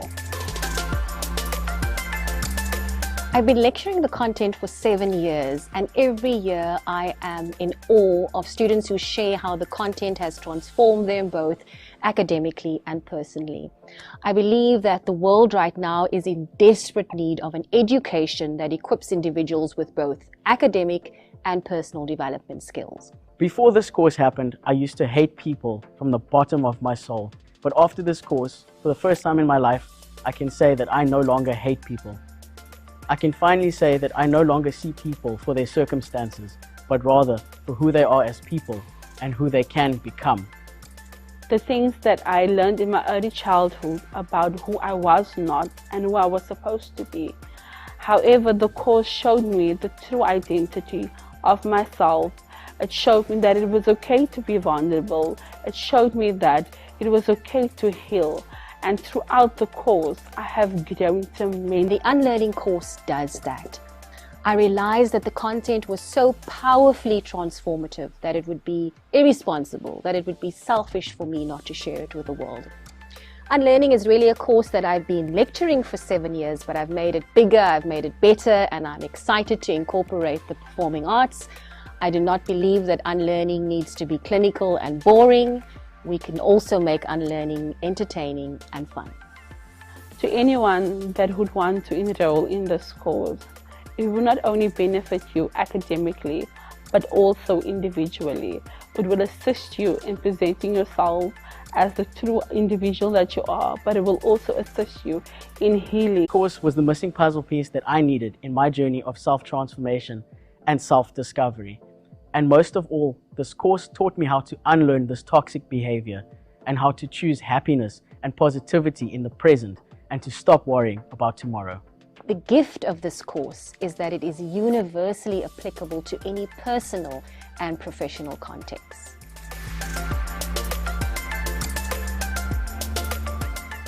Cornerstone, learn to change the world.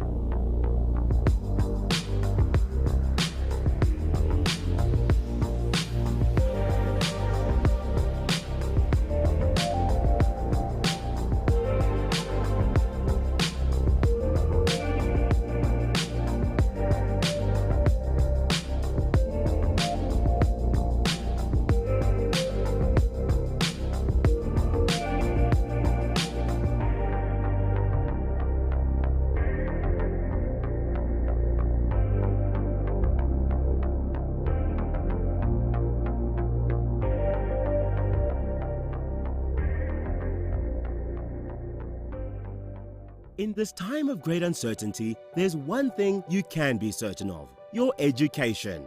Our wide range of online programs let you upskill yourself and earn a leading-edge qualification from the comfort of your own home. We've been educating Africa for 50 years, so we know how to adapt to our forever-changing landscape. Learn to change the world and take control today. Speak to one of our student advisors. Visit cornerstone.ac.za to enroll now.